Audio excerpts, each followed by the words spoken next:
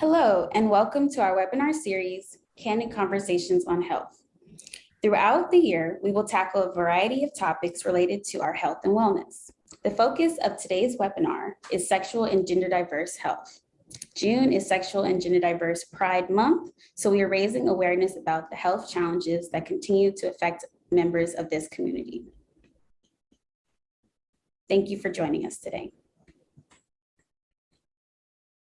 My name is Ayana Usuri, and I am the support coordinator for the Louisiana Department of Health's Bureau of Community Partnerships and Health Equity. The Bureau of Community Partnerships and Health Equity is devoted to increasing the citizens of Louisiana's knowledge about what affects our health, especially for those in particularly vulnerable communities and populations. This devotion is rooted in raising awareness through webinars like today's and partnering with stakeholders in the community to move forward toward a healthier Louisiana. At this time, it is my honor to introduce Katie Mcgee of the Louisiana Department of Health, who will share a few welcoming words. Ms. Mcgee. Thanks, Ayana. Hello, everyone. I also have the distinct honor of welcoming you on behalf of the Louisiana Department of Health to this webinar on sexual and gender diverse health. My name is Katie Mcgee, and I'm the policy director here at LDH. Of course, this webinar is happening during Pride Month, a time for celebrating lesbian, gay, bisexual, transgender, and queer folks, and recognizing the impact that LGBTQ individuals have had on history, locally, nationally, and internationally. It's also an opportunity to highlight the ongoing work towards equity in healthcare and health outcomes for this population.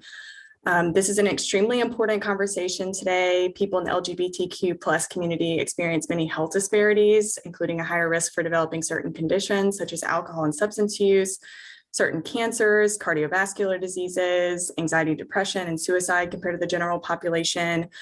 LGBTQ folks also experience worse health outcomes when facing these conditions and have less access to health care. There's a number of causes for these disparities, much of which you're going to hear more about later in this webinar, including the minority status of sexually and gender diverse people in society, the lack of specific education and training for healthcare workers, also known as cultural competency, the lack of clinical research on LGBTQ specific health-related issues, restrictive healthcare benefits, as well as fear or hesitancy to access healthcare services due to stigma, discrimination, and institutional bias exhibited by our healthcare system. This webinar is really formed from the belief that everyone deserves access to high quality and culturally competent medical care. No one should be made to feel uncomfortable or fear going to see a healthcare provider when they need to. And we hope that whether you identify as LGBTQ yourself or someone committed to supporting equitable practices in public health and healthcare, that you're enriched by today's conversation and that you're prepared to go into your communities ready to continue this important work towards health equity for all. And with that, I just want to give a special thanks to the incredible panelists who've agreed to join us and share their expertise today, and turn it back to Ayana.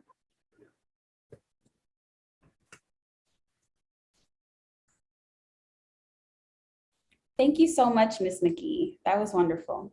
Now I'll provide a brief outline of today's event, as well as introduce our facts regarding sexual and gender diverse health.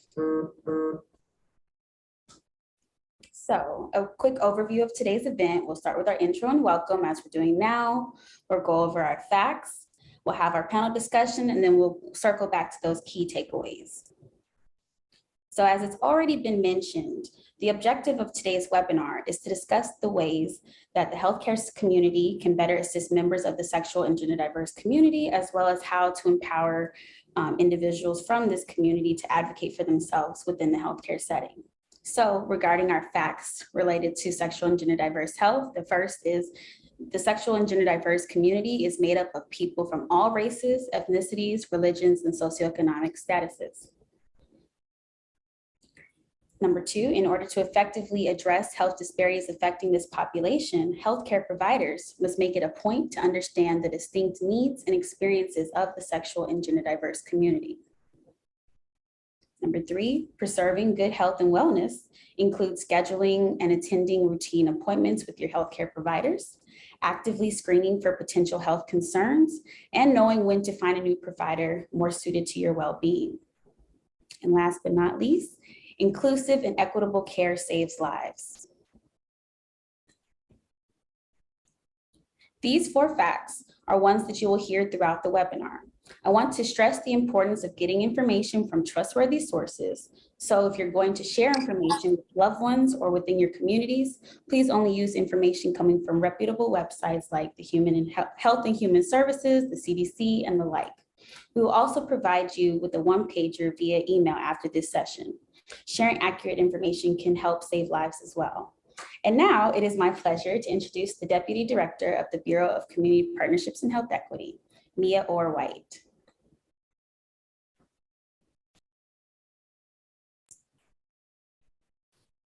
Hi, Ayana, can you hear me okay?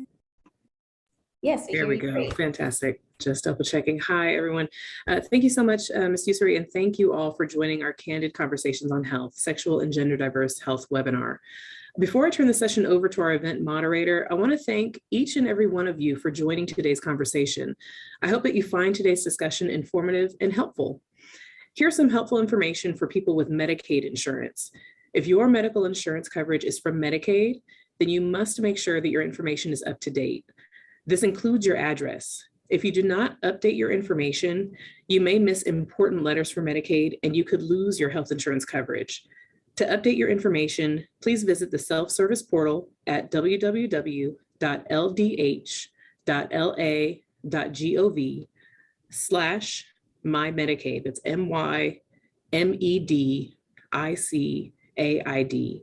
Or you can call 1-888-342-6207. That's 1-888-342-6207 or www.ldh.la.gov/MyMedicaid. So without further ado, today's moderator. Today's moderator is Mr. Jordan Barnes. Born and raised in New Orleans, Louisiana, Jordan Barnes has always been influenced by art and health through his perspective as Black and queer. Completing his education in art and psychology at Xavier University, Barnes works to create health equity through his work with Louisiana's STD, HIV, hepatitis program, known as SHIP. Today, Barnes works as the Community Engagement Coordinator, where he has been an integral member in establishing SHIP's community-facing website, Louisiana Health Hub, SHIP's social media platforms, in-house STI awareness campaigns, and community engagement strategies that, all combined, have impacted millions of Louisianans. Barnes is also a recipient of the Strength, Opportunities, Leadership, Inclusion, and Diversity Fellowship, sponsored by the Robert Wood Johnson Foundation. Barnes is aspiring to create safe spaces for all Black and Brown people to feel whole and connected. All right, with that, let's get ready to have a discussion. Take it away, Mr. Barnes. Right, hello, y'all. Thank you, Ms. Mcgee, Mrs. White, and Mrs. Usuri for starting today's event. For each of you, community members and stakeholders who took the time out of your very busy schedule to attend this important discussion, thank you. In this webinar, our hope is that we hear you, you find useful, empowering, and encouraging. We have trusted gatekeepers from around the state who will lead and be a part of this discussion. Before we go any further, let's do a brief introduction of our panelists. We'll start with Elea Williams. Elea Williams is a licensed clinical social worker psychotherapist who specializes in working with transgender and gender nonconforming individuals. Elea is also a Black woman of trans experience who has great understanding of inequality, stress, and mental health concerns that plague her community. In addition to her passion for trans mental health, Elea's passion for working with disenfranchised people of color and members of all ethnic origins from marginalized communities drives her overall journey for social justice and equality. Elea was born and raised in Alexandria, Louisiana area.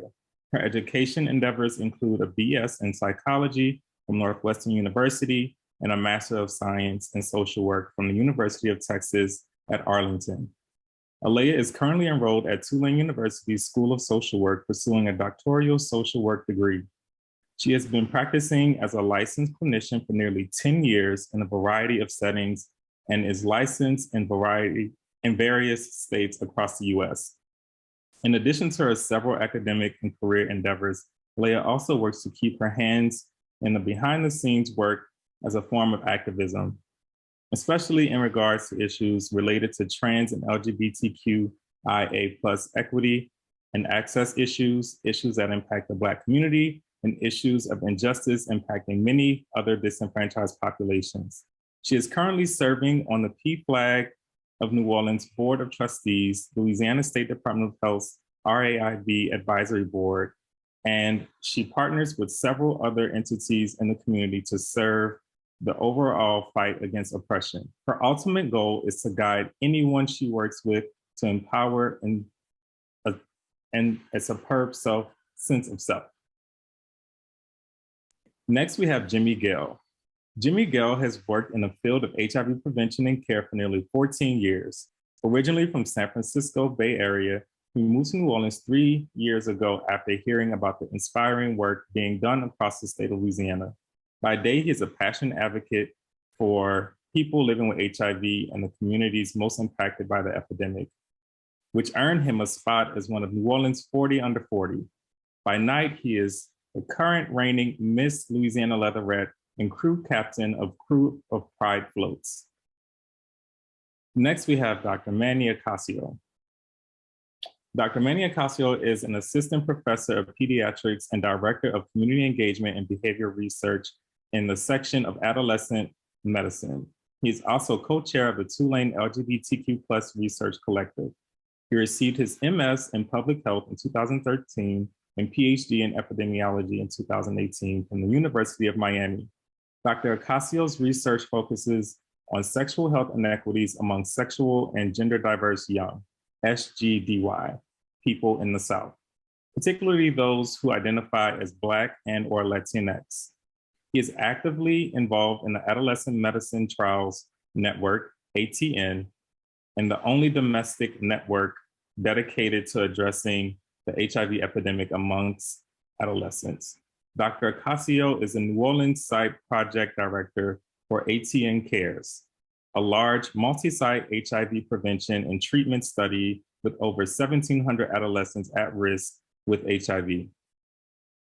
He has served as an advisor to the ATN's National Community Advisory Board and its scientific committee. He is a principal investigator of multiple HIV prevention and community engaged research projects focused on SGDY. And last but not least, we have Dr. Brandie Pannazi. Dr. Brandie Pannazi earned her medical degree from Georgetown University School of Medicine in Washington, D.C. in 1999.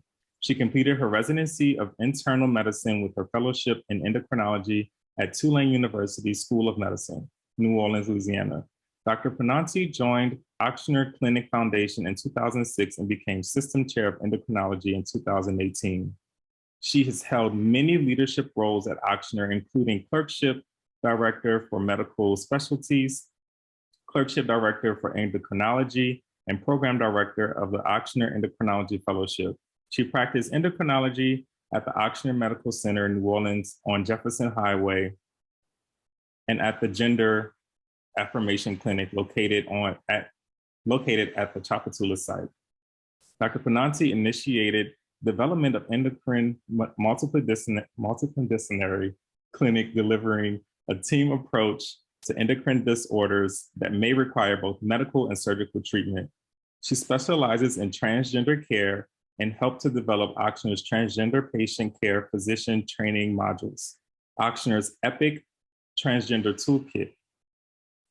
Dr. Pannazi also authored Culturally Competent Care of the Transgender Patient, a chapter in a 2015 book entitled Diversity and Inclusion in Quality Patient Care. Dr. Pannazi is board certified in internal medicine and endocrinology and holds memberships in the American Association of Clinical Endocrinologists, World Professional Association of Transgender Health, and the Endocrine Society.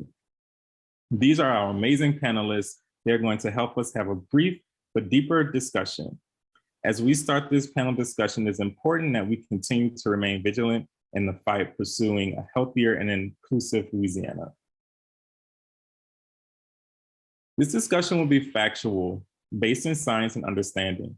Let me be the first to say, as a moderator of this session, that people have the right to feel, what they feel regarding their past and their present experiences of racism, sexism, mistreatment, or injustice. We know these experiences play a part in people, populations, and communities' trust in the healthcare system.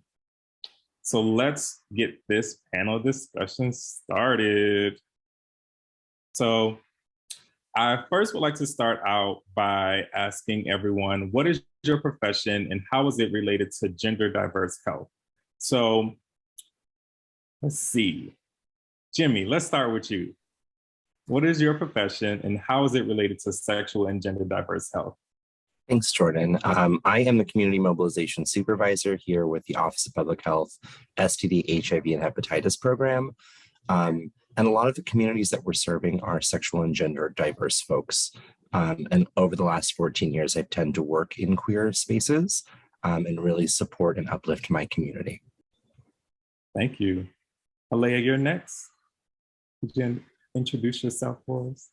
Yeah, thank you. I'm Elea Williams, and for me, I am a licensed clinical social worker, licensed therapist, and how my profession intersects with the need for sexual and gender diversity is that I work firsthand with individuals who come in facing those challenges and nuances, and I support them through several different empirically based interventions, of course, helping them to build their confidence and helping them to navigate different aspects of trauma that they may have experienced on their journey. And it also has pulled me into the public health sector as well, so on the advocacy level. Awesome, thank you. And can I just mention, I don't know if you did this intentionally, but I love this Beyonce win that you got going on. Like I see your hair like, it looks good. It's not intentionally, it's that it's 105 degrees outside and I just can't stand to be hot because sugar melts, that's fine, but. Okay. And could I have Dr. Pannazi, could you please introduce yourself? Yes, Brandie Pannazi. I'm an endocrinologist. I joined Oxford about 16 years ago, and since the start, I've been doing gender care. Over the years, my practice has really grown. I see people all from the Gulf South, and part of what I do from the gender care standpoint is provide the hormonal therapy. I like to think I do a lot more than that, help them navigate the system, give them information how to change the name and gender marker for Louisiana. But at the end of the day, people would be seeing me for hormonal therapy. Absolutely. Please include all of those things because they're important beyond the job description. We need that. Dr. Ocasio. Sure. So I'm Manny Ocasio. I'm an HIV researcher. I've been doing research for like 10 years, really focused on queer and trans youth, primarily of color. I'm from Miami, so I've had research with Latinx adolescents who were gay, bisexual, cis males, and now here in New Orleans, I've been doing research mostly with Black, queer, and trans youth. So I primarily work with that population in my research and trying to engage with community in terms of partnering with organizations that work directly with those communities to think about how to do outreach and engagement. So. Awesome. Thank you for sharing. I'll be in Miami soon, so I might have to hit you up for some recommendations. So let's get into the topic, the discussion questions. I want to start with Elea.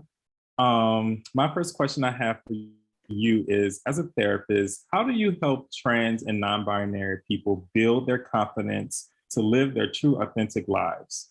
And why is this important? Well, I think one of the main reasons why it's important is one of the main things that me being a therapist does, and it serves as representation. There is very little representation for trans individuals with their therapist actually being a trans individual, especially a trans woman of color. And so I definitely think that their representation is very important, and just showing that, hey, somebody has faced similar barriers and they've overcome them. Ways to work in building confidence is just helping them to recognize that you're not who people think you are. We are not who people may perceive, people's perceptions of us. we have the power. We have power in making decisions in our lives. We have control over our lives. And if we can navigate networks in such a way and utilize support systems that are in place and come into the ever-growing support systems, we can navigate and overcome those barriers and become what we want or achieve our goals in life. And so that's one main way that I do that. The other way is, of course, as therapists, just helping a person navigate their own specific like trauma history, their own specific presenting factors that they bring into therapy, helping them to navigate that. And it does involve a lot of times going above and beyond, because sometimes we run into people who have no wherewithal in recognizing how to navigate these systems, because things are set up in such a complex way that, you know, they may not always know, well, I probably need to start here first, and then I can go to this step and that step. And so I find that the social worker in me always comes in to do case management when I'm doing therapy. And so those are ways that I help to build confidence. Yeah, that's so important to have representation, right? Especially in, you know, in therapy. Like, you want to connect with someone who can at least empathize with what you're going through, right? And you having that experience is really powerful and impactful for the trans community. So thank you for that. Thank you. Dr. Ocasio, what do you think are some of the stressors that come with having an LGBTQ plus identity? And what about the stressors for those who are BIPOC or LGBTQ plus? And for those who don't know, BIPOC stands for Black, Indigenous, and People of Color. And also LGBTQ plus stands for lesbian, gay, bi, trans, and queer. So the question again, I'm sorry, I did all of that. What do you think are some of the stressors that come with having an LGBTQ identity? I think that's one of those questions that's actually really simple and also complex to answer at the same time. It's all obviously rooted in stigma and discrimination. I think that's where all the stressors come from. It's just how they manifest in daily experience that makes it complicated to answer. And when we start talking about people who have other intersectional systems of oppression in terms of their marginalized identities, that exacerbates those stressors. So, you know, they're experienced at multiple levels of a person's interaction with society and themselves. So these things are internalized. Maybe it's at the cultural level, when you're battling multiple cultures, if you're a person of trans experience or a person who's gay, bisexual, and also, let's say, Latinx, facing Latinx cultures in terms of views of homonegativity and transphobia, also dominant white culture, and being bicultural at the same time adds a layer of complexity. And then how that looks in terms of family dynamics. So it's a really challenging question to think about. And ultimately, it just has to do with how people view and treat folks from this community and how it manifests in policy and day-to-day interactions. Absolutely. Thank you for that response. Jimmy, why is it important to use labels, proper pronouns, and other appropriate language when dealing with members of the LGBTQ plus community? It's a great question. I think these labels and pronouns that we decide for ourselves are really important to who we are deep down inside. You know, like for the clients that Elea is working with, you know, these are folks that are finding themselves and blossoming into who they are deep down. So really affirming those labels, affirming those pronouns, it's not optional, it's the bare minimum. Making sure that we are accepting folks for who they are, how they present, where they are in their journey. So studies are showing that, you know, by affirming pronouns, specifically for young queer folks, for young trans folks, for young intersex folks, it is this incredible building block for them to live a happy, healthy life. As Yo was pointed out earlier, folks in sexual and gender diverse communities are at a higher impact for depression and suicide. So the bare minimum of affirming your labels and your pronouns is really pivotal in making sure that folks are seen and celebrated for who that they are.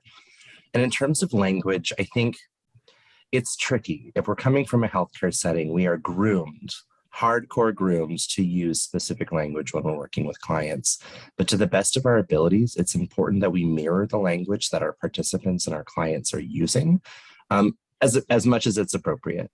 When we're having sexual health discussions with folks, when they're talking about the types of relationships that they're entering, the sexual behaviors that they're exhibiting, the adventures that they're having, we want to celebrate those things and then also put that back to them and give them that choice. So make sure that we are being respectful with our language, that we're always coming to the table with more questions, to make sure that we are understanding the needs of our communities and just being there. I'm sure we'll talk about it later, but it's very difficult for members of our communities to find affirming and appropriate healthcare settings where they feel seen and celebrated. So that language, those pronouns, those labels really sets the tone and could really put people on a path for like a long, happy, healthy, successful life. Thank you for that response. I just wanted, because I saw Elea also like praising, and I love it. I love it. Did you have anything you wanted to mention or like add to that response, Elea, or you were just giving the flowers, giving the kudos? Well, I was definitely giving Jimmy kudos because he was definitely speaking truth to power. And the only thing I think I would add to that, because it was just spoken so eloquently, it's just, that segues to the need for us sometimes as providers to keep our minds open when we're working with youth, because youth sometimes don't always have it all figured out and those pronouns aren't going to always be fixed. And so being able to make it look or feel comfortable to pivot with them, because sometimes you may be dealing with the youth one, and I'm telling you, they teach me a lot. They'll come and they'll be like, I'm a demi pronoun. And I'm like, okay, hold on. You take me slow. Tell me where I can find more information about that. So, like Jimmy said, being able to ask questions and also being mindful of not putting the burden on them to educate, but just being able to ask questions on, hey, where did you find this? And if they're comfortable educating, allowing them to do so, but just, being open to the fact that I may be talking to you today, you may be she, her, hers, and then you may have discovered other elements of your identity in the next couple of days or next few weeks that say you're, them, they, them, z, there, whatever. So I just wanted to add that. Thank you for that. And I mean, even again, as Black and queer, like I still am undoing my heteronormative ways, and a lot of that comes from like, even with language, like I have to remind myself to undo the things that I've been taught. So, I think that's very important, mentioning the youth and making sure you're having that conversation with them, and you are making sure that your mind is fluid, and you're able to change and work with however the environment is evolving. So thank you for that point. Dr. Pannazi, as a doctor who specializes in care for trans population, what can you share about your experience to other healthcare professionals when it comes to creating a safe space? Yeah, I think that's a great question. And there's so many factors that go with that. First off, it needs to be important to the provider. If the provider is not seeing value in diversity, if the provider is not wanting to provide inclusive care, it's not going to happen. So at the beginning, the provider must set the tone, lead by example, hold people accountable, and maybe even do all the training. And, the training doesn't just include your nurse, it includes registration, it includes the security guard that's standing there. You want to avoid the looks or the confrontation. You really want to be welcoming. That is a huge part of creating a safe space. And of course, there's a physical aspect. It'd be great to have, lanyards, he, him, or rainbow pins, or having posters that say, we're inclusive. I mean, just the visual cues are huge, in providing comfort to the patient that they are in a safe space. And, the other thing that I would say is, I talk about I do hormones, but probably more of what I do is really try to understand where the patients are in their journey to make sure that they are safe. People are always so excited about hormones and side effects when the truth is they've been around since the 50s. I'm not excited about that. I care more about who are you going to disclose to? What restroom are you going to use when you go to a bar? When is the right time to change your driver's license? And so I think creating a safe space really knows where the vulnerabilities are for the patients and not just be focused on the medical aspect, that this is probably one of the things that's so important that we care for the whole patient. Not that we don't always want to do that, but you see me for osteoporosis, we're going to talk about your bones. But you see me for gender, we're going to talk about you and your journey and your life and who's supportive and what do you have going on, and are you on your parents' insurance? Do they know? So I think part of that is the physical aspect, but part of that is really connecting with the patient and then holding everybody accountable that interacts with the patient. That is an amazing response. I guess one thing that I also think about is for people who are watching, like, how do you initiate conversations like that with folks who are a part of your team, who may be new, who might be just, experiencing the population that you serve, or the trans community? How do you initiate that conversation with someone who you can see may be warming up to it, not, out of hate or anything, but just not used to it? Is there a way that you normally would do that, or, So I work for a huge organization, and that's the problem. There's so much turnover and the reception doesn't work for me. And, so that's one of the reasons why we created this clinic at Tchoupitoulas. It's much a smaller space, so it's much more manageable. When we came in there and we said we were going to start it because we provide pediatric care, mental health care, and primary care, we literally took everybody into a room and gave them a talk. That was a security guard, that was anybody from environmental services that said, let's tell you a little bit about who we're caring for and why it's so important to care for them. They didn't need to know the exacts, but they need to know what these people have experienced. And so that's one of the big reasons why we have this clinic off, separate, to be this space where we feel like we can really, ask and make sure that it's a good experience. Now, when I'm at Jeff Highway, we try to train up, we try to make sure. I always ask the patient about how was their experience. One of the biggest pitfalls is that when you do registration, it's so tempting to make assumptions based on what you see, right? And so your default is going to be Miss, Mr. without asking. Your default is to use their name, but that might not be a name that they use, so it's training on the little things that have the ability to make a huge impact in the interaction, with the patients. And when things do happen, I'm very comfortable saying, hey, look, this wasn't the best experience for the patient. Let's talk about why. If an apology is needed from that person, that'll happen. But generally the apology just comes from me, because most times when mistakes happen, they are truly just, we didn't collect the right information, or we forgot to scan the driver's license or look at the driver's license that has the gender on there. And so at the end of the day, it's really keeping people accountable, and your team will follow the lead of the provider. It just is. And, I think being able to do all of that really is very important. And just to know where the troubles are.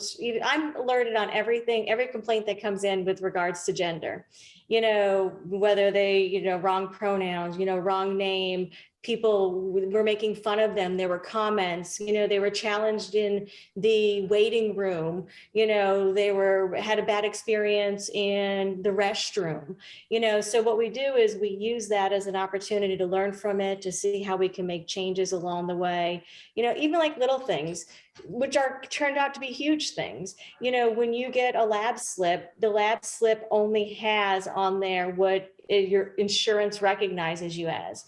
But we were able to build the radiology slip as preferred name that goes on there. So it's a much different experience for the person who's going to get imaging done, because they're going to feel seen and understood, because we're going to use the right name and use the right pronouns, versus lab that just going through everything. They're going to come out literally with a label. Nothing else matters except that label. How do you change that? And so that requires a lot of work, not just on the personal aspect, but also working within the system, our electronic medical record. How can we continue to optimize this to make it a better experience? Because nobody wants to make mistakes. You know, nobody goes into healthcare saying, gosh, I hope I could really offend somebody today. What can I do? It just doesn't work like that. It's just the lack of knowledge, you know, and it's empowering people to say, your mistakes are going to happen. I still make mistakes, you know, but say, I'm sorry. It goes a long way. People know when you're being sincere and when you're not. And people are also very forgiving if they know you are sincere and really are doing your best. Thank you for that. And again, it's just so important that you're mentioning, you know, learning and growing, you know, and I think that's so important to remember to do constantly when we are working with communities we're not familiar with. So thank you for that response. Dr. Ocasio, how do you think living with multiple aspects of identity, intersectionality affects LGBTQ plus youth and adults differently from their straight counterparts? It's a good question. I alluded to it a little bit before, but I think it's when you're part of multiple marginalized communities, each of them have different views of one part of that identity, potentially, which make it a little bit more complicated to navigate both. So like I mentioned before, like being Latinx and gay, being within the gay community, sometimes Latinx folks are overly masculinized, they're stereotyped in certain ways. But then on the flip side, in Latinx cultures, there's certain cultural expectations around being a cis man, for example. And people with trans experience something different in terms of gender norms, and being within the trans community, but also having certain marginalized identities. So I think it's just thinking about how to navigate the multiple cultures and identity communities that people belong to, and how to be able to navigate the expectations of the norms that you're supposed to play, because you're kind of in between. So I think that's one of the main challenges that kind of would separate out a person who's cis, straight, and not part of this particular community. Thank you for that response. Elea, how can healthcare providers step up as an ally for trans people? Well, I definitely think that they need to get Dr. Pannazi's book, because if it includes any of what she just said and said, like, I think that is like the blueprint of just keeping in tune with those social aspects that sometimes we can miss, even as social workers, even in my profession. If you're not in tune with all of those different attributes, environmental, like social, their day-to-day nuances, there's a lot you can miss. I think that as providers, it's important to, you know, always be seeking knowledge. And this is for all of us, not just, you know, non-social workers, but just always be seeking knowledge, always be open to learning, always be open to advocate, and recognizing that sometimes that advocacy can get a little bit complex, especially if you live somewhere like where we live, where we've seen so many laws that have been coming out geared specifically toward our community and specifically toward our youth, almost to scare them into not seeking care, right? And almost to scare providers into not wanting to treat them.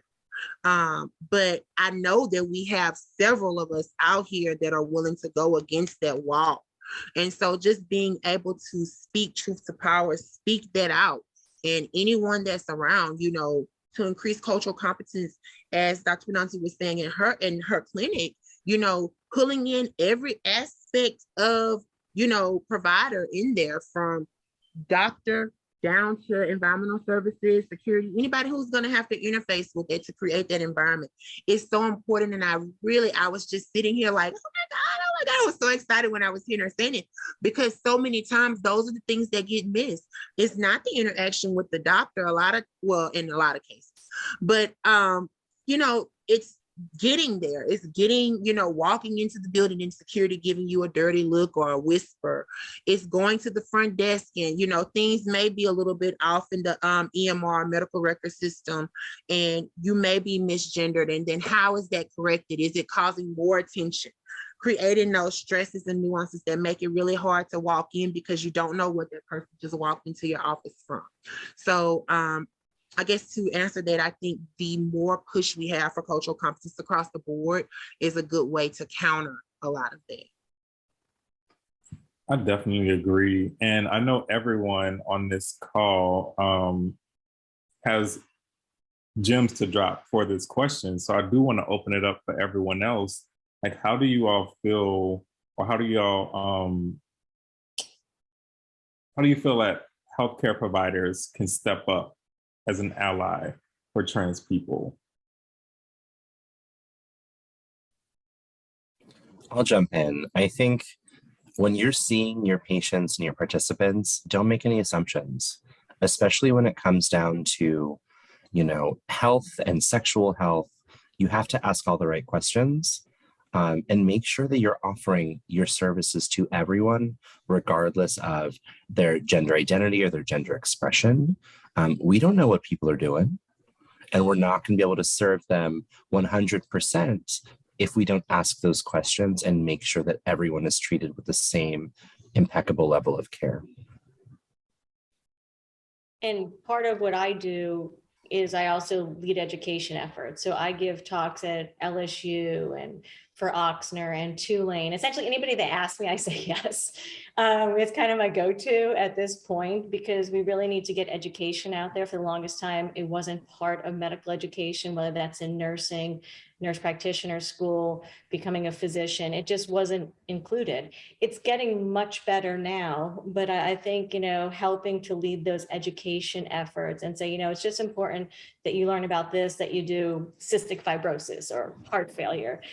We're talking about caring for a population that has specific needs. It is what I would say to really get into the education part. And I would add, it's important if you see something that isn't right, it's not handled correctly, be an ally and call it out. If it's your colleague, if it's the security person, if it's the woman at the front desk, and they are misgendering someone, if they are, whether accidentally or intentionally, both happen, call it out. Allies really make all the difference within our communities. So do it as professionally as you want, or do it like me and just say it.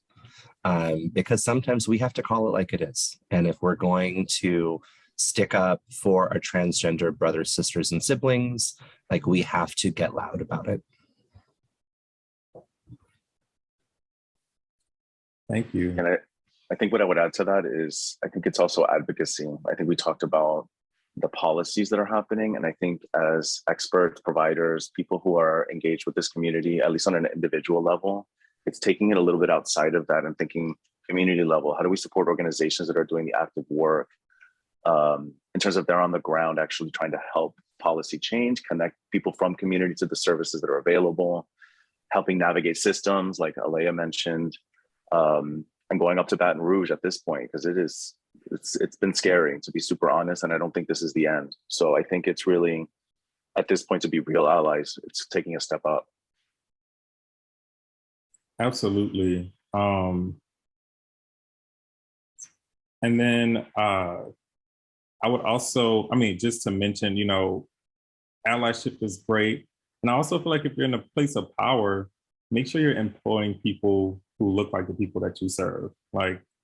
We need not just a token, but we need a substantial amount of trans people working in these organizations. We need LGBTQ plus folks working in these organizations and people of color working in these organizations. I think that is a way to start, you need to work with these people, work with us. Jordan, if I can add to that, that is an excellent point. And I think also making sure that you have the infrastructure once you pull people in for staff development, professional development. If we're pulling in, BIPOC, LGBTQIA, LMNOP, whoever, make sure that you have the infrastructure to give them professional development training, help them to pursue advancement in that field. We don't want to hire Keisha, and this is a quote I take from my good sister Valerie Spencer. We don't want to hire Keisha in 2022, and in 2042, Keisha is still working at the front desk. By then, we want to have encouraged her to either pursue education. We want to have encouraged her to try to pursue different roles and make sure that she has the training that she needs to be successful in that. So. Amen. Yes, indeed. So, Dr. Ocasio, as a researcher who works with sexual and gender diverse youth, why is it important to continue doing research with this and other related underrepresented populations? Underrepresented, did I say underrelated? There we go, y'all. Allow me some grace. No worries, it's really hot. I don't think our brains are functioning correctly. All right. I think, data is important. If we don't collect data, if we don't research folks, if we don't recognize that they exist, we can't really address or identify the problems that are existing. And this has been an issue in HIV, let's say. Like in HIV, when it first started, it was gay men's disease, let's say. Then it became inclusive of trans women. And then gay men and trans women were kind of conflated into one group as if they were the same. It's not recognizing the differences. And I think we're finding the way we collect data and think about how we talk about our communities and research, I think is really important. And the only way we can change policies by having evidence. And the only way we can build interventions that are effective is by researching the communities that are experiencing these things. So, research is paramount. And I think for me, obviously, it's my job, so I need to get paid. So research is really important to me for that. But, I think it gives us a little bit more insight in terms of what people's experiences actually are, because I think there's always our experiences, either ourselves being part of the community or people working with the community. But sometimes anecdotal evidence isn't always enough to build a case for certain things in certain contexts. And we need to collect those data to give people these voice in numbers, but also in narratives. And those opportunities are really important, because if we don't have it, we can't say anything because we don't have anything to back it up. So research is key. Yeah, and if I can just echo that, absolutely. From even like when you look at our standards of care, it's opinion. You talk about what should the hormone levels be? It's opinion. We really need to get good data to know how to get the best results for the patients and to minimize the harm. I mean, that's what we're trying to do with this. And so I think the more research you have to say, this is true, these are the risks, these are not the risks. And a lot of time it's negating what people perceive are a huge risk. I can just speak from the hormone standpoint. The risks are no different than any cis man on testosterone or any cis woman on birth control. If anything, it might be even a little safer, but it's disproving the beliefs that they believe to be true. And so it's not just finding the best way to care. It's also saying, okay, this is the safest way to care. And I will say, one of the things that I hear as a provider is gender patients will ask me, why do you need to know that?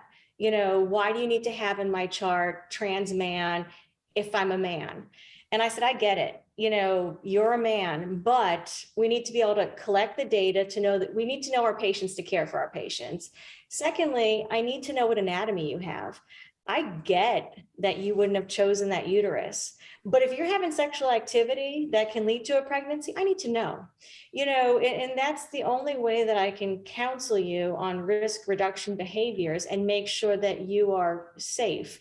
Because I'm not going to assume that if you're, a trans man, that you're going to be in a relationship with the woman. It's all those things that we need to put together. So we need to have the best data available to care for the patient, and then to be able to extract that data to say, okay, this is how we care for the community.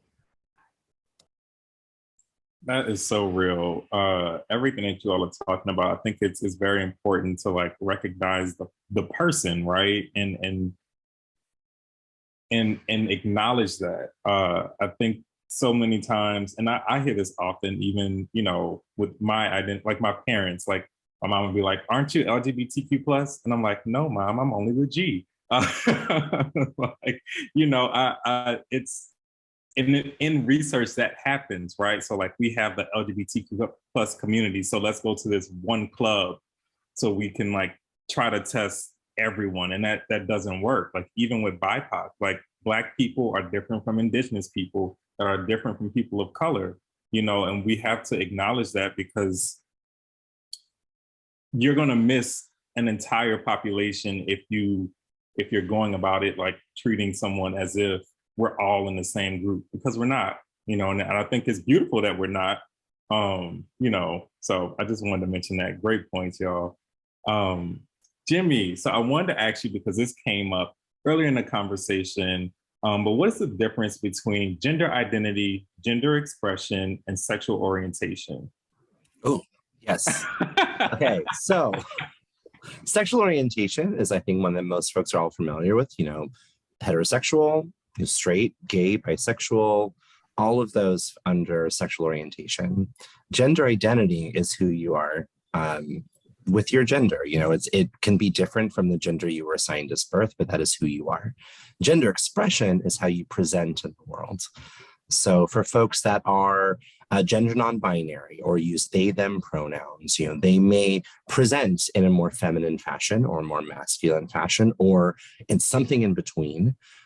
So your gender identity and gender expression can be very different presentations. I think I covered that. Anyone else want to chime in? I think the only thing I would add too is I think identity is one part of orientation, but it's also like behavior and attraction and those other components and romance. And those things can look different. A person could be heterosexual, but engage in certain behaviors are not necessarily heterosexual.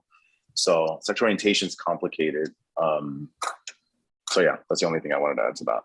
I want to echo that. So that's one of the issues is, you know, they try to collect sexual orientation just for, and really it's one of the demographic points.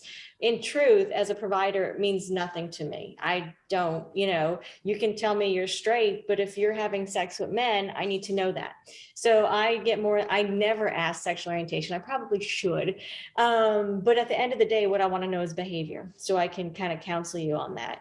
And you're right, behavior isn't always aligned with your orientation or how you identify. And that way, at the end of the day, it's your job to put it all out there, explain the rationale, ask specific questions, and then be prepared to talk about why you're asking those questions. Like, why is it important that I know who you're having sex with and whether you're having vaginal sex or anal sex or oral sex? You know, me as a provider need to be able to speak to that. I'm not just curious. You know, I want to be able to go on and, you know, help you in your journey to be as healthy as you can. Yeah, I'm sorry. No, please, Jordan, go ahead. Yeah, I was just going to respond. Thank you for saying that, Dr. Pannazi, because I feel like there's so much stigma attached to labels sometimes. So even if you like, you can probably get someone to say, you know, talk about their behaviors, but if you attach it to gay or lesbian, like they won't, then they shut down, you know, and then people miss out on services because now they're not even talking to you, right? So I think that's so important to mention how, you know, sometimes things don't align the way that you think they should align. And it really should just be about behaviors. Like, just what are you doing? Like, that's it. I just need to know what you're doing so I could make sure I treat you the best way possible. So my next question. Well, I wanted to just add to that, but I think, yeah. Jimmy, did you have something you were going to add? I wanted to add on to what Dr. Pannazi was saying about asking the types of sex you're having, you know, not necessarily who you're having sex with, but the types you're having. I think that will inform your medical provider on the appropriate test to run. You know, if you walk in and they assume that you're a cisgender, you know, woman, they're potentially not going to test you for everything that they could. And then in those situations, we have a missed opportunity to make sure that somebody is happy and healthy. Mm-hmm. Thank you, Elea. Thank you. And the only thing I wanted to add is just that I'm finding as a provider and just as I get older and age like wine and life, is that sexuality is a lot more fluid than what we give it credit for. Like, and it has been for a very long time. And so I think the emphasis that both doctors are speaking on, focusing on behavior is the best route to go with it, because you can run into someone who staunchly identifies as a straight person, but they may, go and slip and get a little bit of other things every now and then. It's not the most comfortable of things for people to talk about because of the way that society has set things up around all of the stigma around how you identify in terms of orientation. But if we were to just group, I'd say 1,000 people randomly in a room, I can guarantee you someone has had some sort of experience outside of how they identify at some point in their life. And listen, we are in the year 2022. People are exploring. Now I'm going to leave it at that. And good for them. Good for them. Right. So, Dr. Pannazi, I want to ask you, what are some barriers to care for sexual and gender diverse people? I think one of the most pressing is that whenever you're talking about a marginalized society, it's lack of access. First and foremost, it's lack of access. And then you bring in the other things, the provider not being aware, it being a negative experience. And there's so many things that can't, it takes courage to go to the doctor any day of the week, even if it's just for a cough or your routine, medical exam, let alone going in where you're a minority population, people already have preconceived notions about you, and then you having to advocate for yourself and educate. I can't imagine how that must feel, like, how scared you must be, or, the courage that it takes to be able to do that. And so I would say, the biggest reason is, again, lack of insurance, marginalization, and then lack of acceptance in the medical community, lack of acceptance at every point, from reception to nurses to doctors to emergency room to you name it. So that's what I see as the biggest barrier. Yeah, and the one thing I want to add to that is also a lot of these, at least the youth that I work with, have competing priorities in terms of meeting immediate needs met. Housing and security, food, employment. Those things take priority, and sometimes medical care takes a sidestep, right?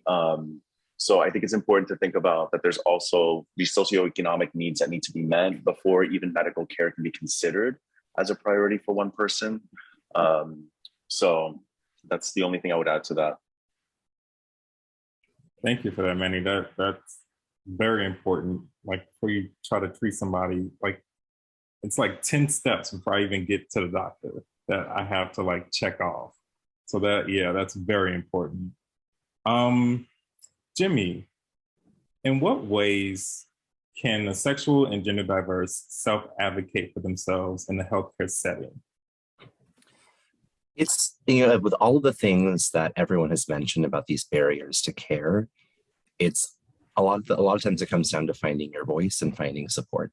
Go online, find a culturally competent, medical care facility that is there and accepting of you and all of your identity, whether you are, LGBTQ, somewhere in between, wherever you fall on that spectrum, there are services available, and you just need to find them. I would also say you don't have to do all of this alone.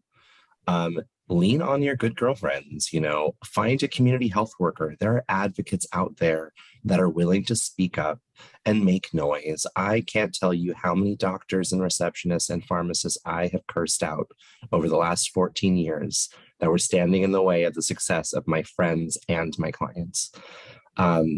It's not easy to do it, but finding your voice in those situations is very, very important, because if you don't speak up for yourself, if nobody speaks up for you, nothing's going to get done. So make sure you're aware of what services are available near you. Know your rights based on whatever state you are. Earlier folks were talking about, some of the legislation that has popped up in Louisiana and around us. Louisiana has some of the worst HIV criminalization laws in the country. So making sure you're aware of those laws and making sure that, you know, you are doing everything in your power to stay protected and to stay within those parameters. And I think at the end of the day, you just got to speak up. If you feel that you are being discriminated against, if you are being misgendered, if your doctor's not listening to you, if they're not asking the right questions, I always encourage my folks to write down all of your questions in advance before you go in so you don't forget anything. Because I can't tell you how many times I've gone in to see my HIV doctor and 5 minutes later they think we're done. Sorry, a lot has happened since the last time I saw you, and you're going to hear all of it. That is your time. They work for you. These services are here for you, and you have to reclaim that. So find your voice, and if you can't find it, find someone like one of us to help you with it. Those services and that community is ready, willing, and waiting to get loud on your behalf. At least I know I am. I love yelling at medical professionals. I don't yell, but what I was going to add is I was going to say, you're not married to who you pick as a provider, right? Yeah. You got to trust your gut. Your gut's there for a reason. And I get that, you know, you think, oh, seeing a doctor, of course they're doing right by me, but you got to trust your gut and know that you have every right to get a second opinion. You do not have to stay with that provider. There is no obligation on your end. On our end as a provider, we have to make sure that we are responsible or end that relationship. But as a patient, take care of yourself. You know, reach out to the community, see where you have where people have good experiences, and then know that you can always go get your care from someone else. Yeah. Absolutely. Thank you so much, Dr. Pannazi and Jimmy. So yes, y'all see it's 6:03 and I don't want to keep people over their time. So we're going to wrap it up, and I want to ask like the final question as we close. What is one thing you want our audience to take away from this webinar? Anybody can start. Anybody can start, yes. Okay. I would like for the audience to take away the level of resilience that not only exists amongst this panel, but within community.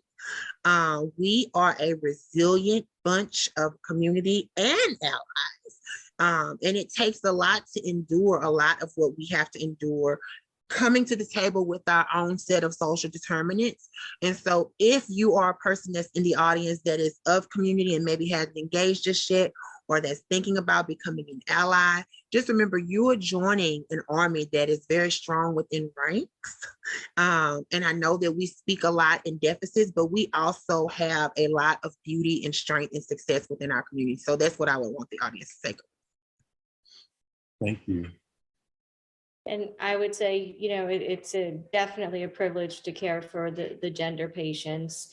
And my hope that really by participating in this, you know, that it's going to encourage other providers to put themselves out there, to learn, to really see how valuable this is, and to drive change wherever they practice.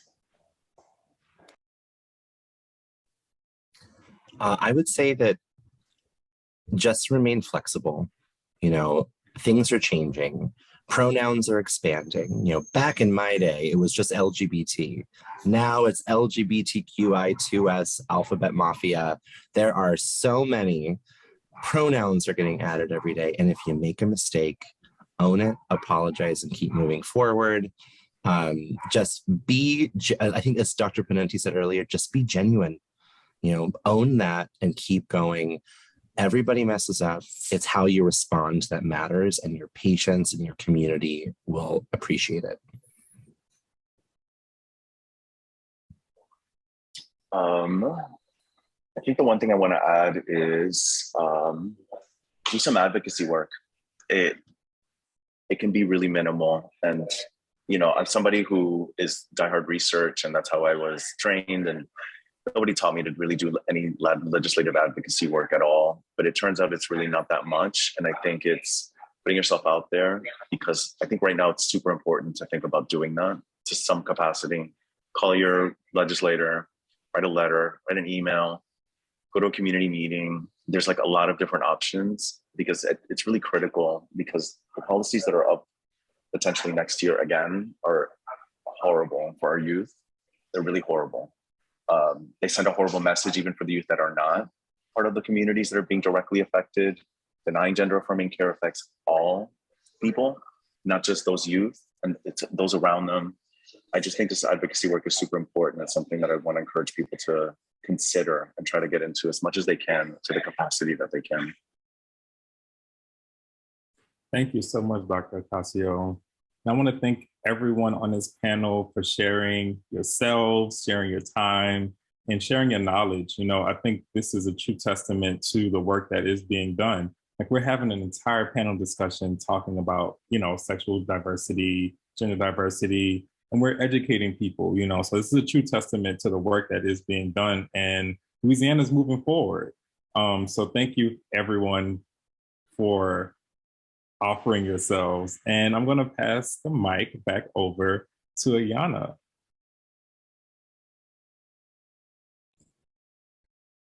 Hello, everyone. While I give my colleague a chance to pull the PowerPoint back up, I want to say thank you to Mr. Barnes, Ms. Williams, Mr. Gill, Dr. Ocasio, and Dr. Pannazi for participating in today's discussion, for your responses, and for being a part of this really, as I already said, important panel discussion. As community gatekeepers and medical providers participating in this discussion, each of you has helped to enrich people, populations, and communities' awareness. So thank you, and I really do mean that. This conversation today was very impactful. So we're going to go ahead and bring up those key takeaways from the discussion. So as we mentioned before, number one, the sexual and gender diverse community is made up of people from all races, ethnicities, religions, and socioeconomic statuses. Number two, in order to effectively address health disparities affecting this population, healthcare providers must make it a point to understand the distinct needs and experiences of the sexual and gender diverse community, as mentioned today during our discussion. Number three, preserving good health and wellness includes scheduling and attending routine appointments with your healthcare providers, actively screening for potential health concerns, and knowing when to find a new provider more suited to your well-being. And last but not least, inclusive and equitable care saves lives. So also, the Louisiana Department of Health is seeking information on vendors and organizations that can assist the state in effectively reaching residents who identify as lesbian, gay, bisexual, transgender, queer, and other marginalized sexual identities through the use of community engagement to build confidence in COVID-19 vaccines. RIF responses are due by Monday, June 27th at 4:30. So please do go to the link or use the QR code that's listed on your screen. That link is tinyurl.com/RFI vaccine confidence LGBTQ plus written out for more information about this RFI document. And please do share this information with your networks. As it was mentioned on the call or on the discussion earlier, getting information is most important to be able to assist folks, meet folks where they are as well. So please do share that information. All right. As we prepare to close, I want to thank all of our attendees for coming and listening to this discussion. And I hope that you found something enriching and invaluable that you can take back and add to your discussions with your families and within your communities. Please utilize the resources that we will be emailing to you after today's presentation. Once more, for those who may have missed it, if you have Medicaid insurance coverage, if you have medical insurance coverage from Medicaid, then you must make sure that your information is up to date. This includes your address. If you do not update your information, you may miss important letters from Medicaid and you could lose your health insurance coverage. To update your information, you can visit the self-service portal at ldh.la.gov/mymedicaid, or you can call 1-888-342-6207. And we'll put that information in the chat again. At this time, I will bring in the Deputy Director of BCPHE to close out our webinar. Mia? Hi, everyone. That was a fantastic panel. And thank you all again, panelists, for sharing your time and your expertise with us.